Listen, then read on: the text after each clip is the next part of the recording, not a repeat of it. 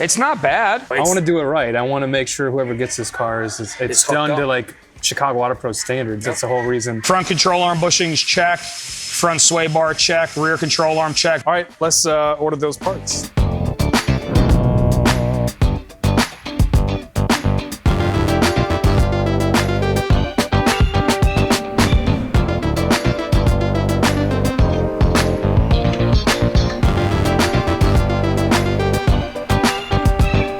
Everything looks really clean though, doesn't it? It's not bad. What is not good? Oh, I mean, like, look, like, if you found this, if this was a Chicagoland northern car, like, this wouldn't even be here. Right. Like, all of this stamped sheet metal would have just rotted. So, I mean, a lot going on. Obviously, you know the car was red. You know how OCD and detailers can be, especially myself. You know, so, like, when I get into a 90s Japanese car, which is one of my genres of choice, the one thing I have to do is take all the suspension out. There's so many pieces of it that people don't think about. So you have a decent looking shock or strut. But we're replacing that, we got coilovers. Coilovers, which is the go-to car guy move, right? So you can lower the car a few different ways, but the two most popular ways is get a high performance strut or shock and a shorter spring, where you can change your actual spring to be harder, softer, how you're gonna drive the car. So up until coilovers becoming affordable, that's what everyone did. So you have a set drop, or set lowering. So usually 2 inches in the front, 1.5 inches in the back, set by the spring when it compresses, stops you from going down all the way, so on and so forth. So the past, I don't know, 5, 6, 7 years, with coilovers coming down under the $3,000 a set mark, all the car guys, especially the import people, the first thing they do is jump on coilovers, and then boom, they have suspension. And all they can really do for the most part on a decent set of coilovers is raise and lower the ride height of the car. And on a better set of coilovers, adjust the dampening. So it's gonna stop the piston. We can see through this rip boot here. Yeah. It will make the piston harder or softer to go into the shock, right? So you can get a firmer ride or a softer ride. The newer cars that are coming out, that's all controlled electronically through and magnetically. So you can go from sport mode and it rides a little bit stiffer to not so stiff. So that's all done with the shock, which is also part of your coilover. Yeah. But me being me, I have to look at all the different pickup points or points on the suspension that over the last 26 years are gonna wear out. So you have your upper control arm, you have your knuckle, which holds your hub bearing assembly, and you have your lower control arm. And back here we have our sway bar. So each do something different, but each have points that move, and they're made of rubber. So you wouldn't drive a car with 26-year-old tires. So why would you drive a car with 26-year-old bushings? So we can go crazy, mild, or we can not touch anything, which is what most car people do, but they're not at Chicago Auto Pros doing things the way that you guys do cars. Okay. So if I have my way, we're gonna take all of the suspension out from the factory mounting points. We're going to have all the hardware, even though it looks like it's in really good condition, we're gonna have all the hardware re-zinced.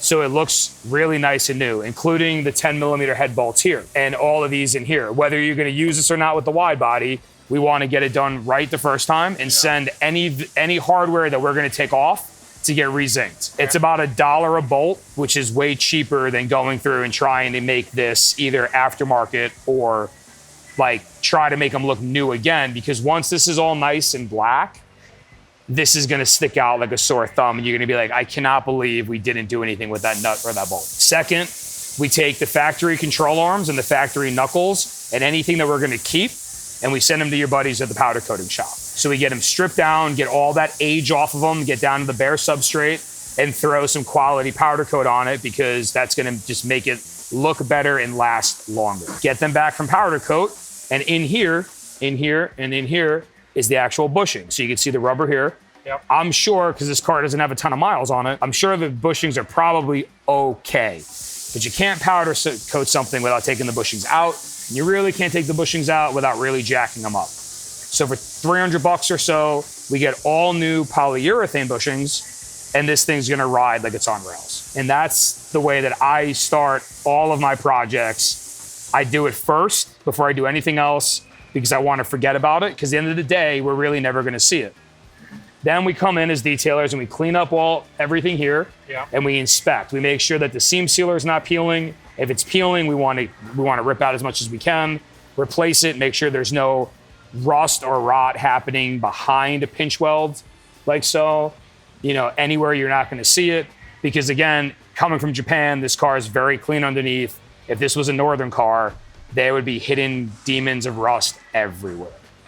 So we want to go through, make sure that's all good, and then we'll get a nice quality fender spray, like the Worth stuff I was showing you, and just make this all nice and new and black with a very uniform texture. You'll still see the differences where the factory rock chip is, but we'll get it all one color, looking real good. And then for the lucky winner, when they take that wheel off for the first time, they're gonna look in and be like, they did everything. Yeah, okay. All right, so we need to order a bushing kit, and I need to order some of that stuff that we can spray in here. Yep. That's all. Maybe we can start that tonight by taking all this off Absolutely. and getting it. So the only thing I'll say is once the hub is off the car no longer has wheels. So we got to plan that. Maybe if it goes, you know, again, if it's going to go to the body shop on a dolly, you're golden. If it's going to go to a body shop with a motor in it, we may just want to drop it all. I mean, simply put here, it's 4 bolts, 2 bolts on the top of the shock, 1 bolt on the spring. So 2, 4, 5, 6, it's 7 bolts. The big nut here for the axle, and this all comes out. So it's like one cordless impact with looks like a 14, a whole lot of 14s, and this big girl here, and it's out. I wonder if we can roll it to the body shop on this. Where's the body shop? It's up north, probably about 40 minutes away. So we're gonna trailer it.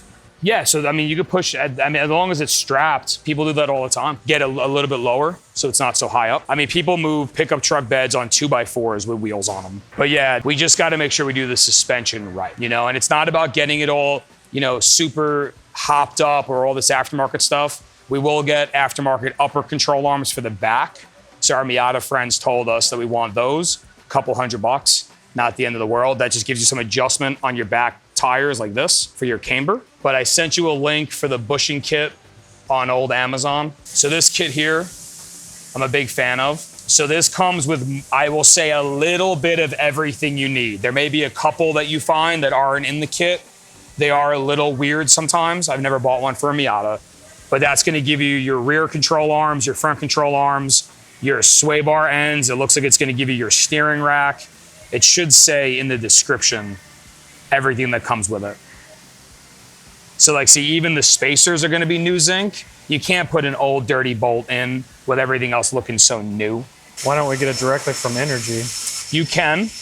It's probably them on Amazon, if I had to guess. It's cheaper on Amazon. Significantly. But it doesn't come with all the, oh, it does. It just. Yeah. So just go to the description. So yeah, so front control arm bushings, check. Front sway bar, check. Rear control arm, check. Rear sway, rear differential bushing, super cool. So that's gonna go in. Now, here's what you gotta understand though. That's only gonna change the rubber. So then we will talk about the wearable components of the car related to the suspension. So I'm gonna order those. Anything off of Amazon else? Oh, I'm sure there's gonna be a million things, but like they don't care if you order multiple times. You got the Prime. And it's crazy, like I've probably done 15 cars this way over the years. And like a lot of cars I end up with come from like a buddy, right? So like they'll get it to a point where it's like, okay, but there's still some things that need to be worked out on it and I'll just take it to the next level. Multiple times they've bought the car back because they ride in it and they're like, oh my God, like, why didn't I do this? And I'm like, yeah, dude, it was $700. Like, why would you not do it? You know, like you're already there. Like the car's on a dolly. Like this is like the perfect time. And we're not putting it on a rotisserie and, you know, like welding up a bunch of, you know, factory seams and stuff, but we're gonna make it the best we can. Those are coming. Dunzo. Cool. What else do we need? Well, let's jump in to the front. So in the back, with it being a rear wheel drive car, you already learned this, your differential's in the back. So the motor's putting the power to a differential, which is splitting it to one or both wheels, depending on what the gear set is. So in regards to moving bits outside of the bushings, we do have the hub bearing here. So we're absolutely gonna order new hub bearings for all 4 corners. because that's what the tire or the wheels actually is rolling on. So we ordered new rotors. Right here. We ordered brake lines, and we ordered calipers. Right? Yeah. So those all come off the hub. And deep in that hub, where that axle meets the hub, there's a bearing that has to be pressed out on a big press and pressed in with a big press. Can we do that? It's rather inexpensive for any mechanic shop to do it. Okay. You can buy a press. The energy suspension kit's so easy, you don't need a press, but we have to get the bushings pressed out. So I just did this with my Acura. I battled myself because I'm still the do-it-yourself guy. Right. I'm like, okay, I can buy a press for $300, and then I got to get some adapters and some other stuff, so say $500. Or I can put everything in a box dirty. I can put it in the back of my truck, drive it to a shop for 2 hours of labor, and get it back in the box. Okay. And then it just goes to powder coat. They take care of it. I bring it back to the shop with all the new stuff. They press it all together. I go back to my house and I bolt it in. I'm happy. Okay. So I just went through this. So it's up to you. Yeah. Like if you want a shop press, they're like $300 and you got to buy a couple of adapters. But with this being a complete project, like if you just were doing one hub bearing, you would never think about buying a shop press or even a bearing kit, or there's all tools you can buy now to adapt onto like impact drivers and so on and so forth. But for this project, you're right on the fence. You can, it really depends, right? But we got to get that bearing out of there. We got to get a new bearing in there. At that point, you'll inspect the axles, or in the front wheel drive car world, the CV shafts. That's what's taking the power from the differential and bringing it to the hub, spinning on your wheel. Okay. Right? So they have, just like our wrist, they have 2 joints or CV joints. You see one right here? That is in the rubber boot there. Yep. And then there's another one back up in the differential right here. Okay. Now, reason why you need to have the actual joint there is because the wheel goes up and down. So if it was a straight axle, like our pickup trucks are, each wheel goes up with the other wheel. This is an independent rear end, which is why we're going to look at the camber adjustment. One wheel can go up, the other wheel stays here. Very important why we have the sway bar. Because the sway bar is connecting the two across. It's right here, in the back here. It's made of spring steel, and that is what's gonna absorb it. So one's not gonna be able to go up without pressing against the other one. So it helps balance it. A larger or harder, it's not a good word, but having a heavier sway bar is going to stop the sides from moving very much independent, allowing the body to roll, right? But I got off tangent like I always do. So no, this is all good, man. Like I don't know any of this stuff. Other pieces though that wear are those axles, right? Me, buy new ones. They're like $100 a piece because there's grease in here, there's metal on metal. It is a joint like your shoulder. So with it being 25 plus years old, whether it's sat for 10 years or not, those joints are still flexing, right? So you have 2 in the back. If it was all-wheel drive, which would be cool, you'd have 2 in the front also. But it's rear-wheel drive, you only have 2. Everything's out. Let's replace them. Okay. And then just a couple of other bits down here. You're already doing the brake line. Yep, we got the brake lines, calipers. So, outside of changing, you want to change the fluid in the rear end, because who knows how old it is. Yeah. But this car, what Jimmy from the Rag Company told me when I was looking at having you buy it, is this year with the 1.8 has a very sought after rear end. So you want to baby it. Yeah. So we want to find out what the best fluid's going to be to put it, to swap it out, make sure we're all good there. But outside of that, that rear end's sealed, right? So all the gears, everything's floating in that fluid. There's some ends. There's some actual seals if it's leaking. We'll see that when the axles come out. Okay. Super easy to pop them in though. Just, which you may just run to Advanced Auto for those when it goes time to put it back together.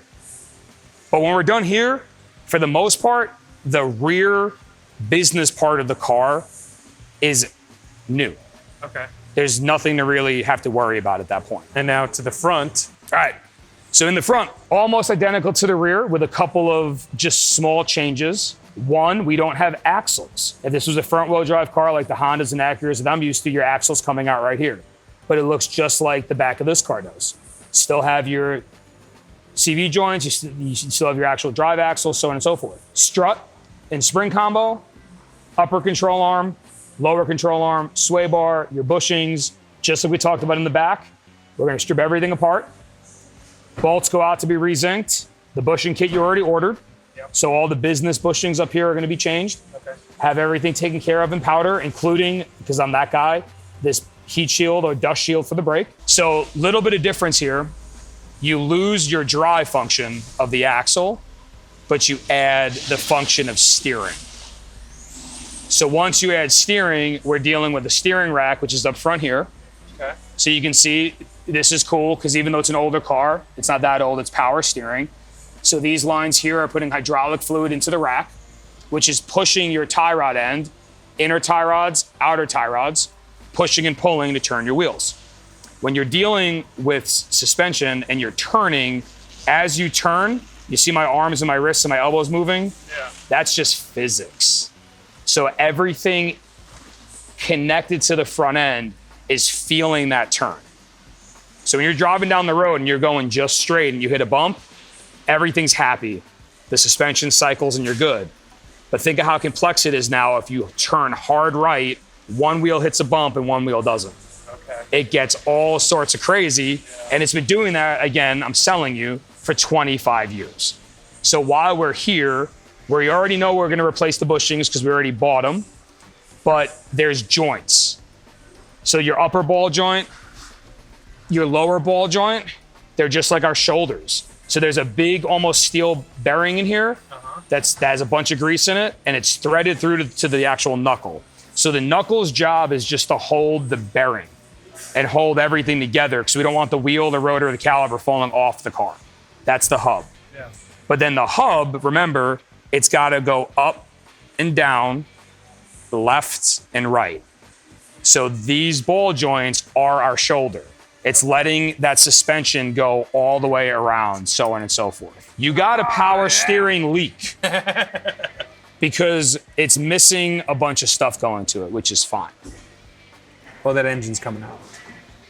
We've already disconnected all that stuff. Other cool things here. So this bolt back here, you can see there's a washer that's notched.